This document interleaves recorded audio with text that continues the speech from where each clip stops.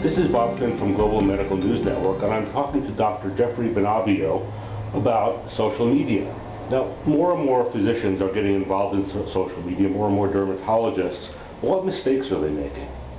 The primary mistake that physicians make, whether it's dermatologists or any physician, is that they use social media just as a way to market their site or their practice. And you can do some marketing on social media, but essentially the tools are not designed for that. They're much more designed for communicating and being part of the community.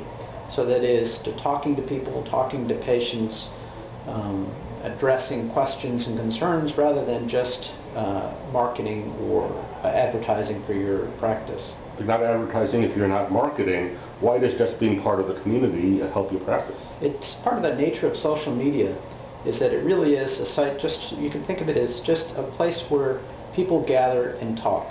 So if you join part of that community and you just stand and shout out about your practice, then you're really not part of social media.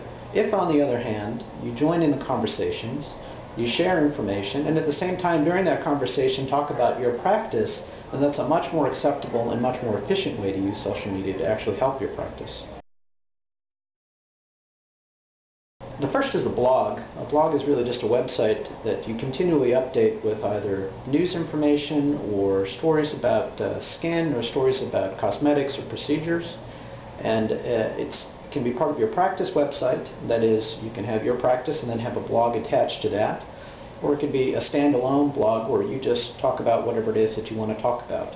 But a blog is sort of a home base where all of your social media activities can sort of link back to that so that people can go to that site, learn about you and learn about things that are important to you and that you want to share with the community.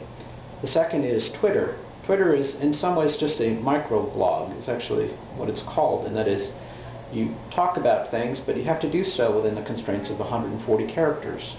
So a Twitter account and blog are two main places where you can get your voice out, where you can have a presence. And then Facebook is sort of a combination of the two, where you can post information, you can post videos, you can share things, and then also connect with people so that people can see your content and see what it is that you're talking about and sharing. Now, many people use Facebook to stay in touch with their friends and relatives. Do you use it that way as well? And how does that work with your practice? It takes just a little bit of effort, but in fact you can use Facebook both for personal and for professional activities, and I would encourage people to do both.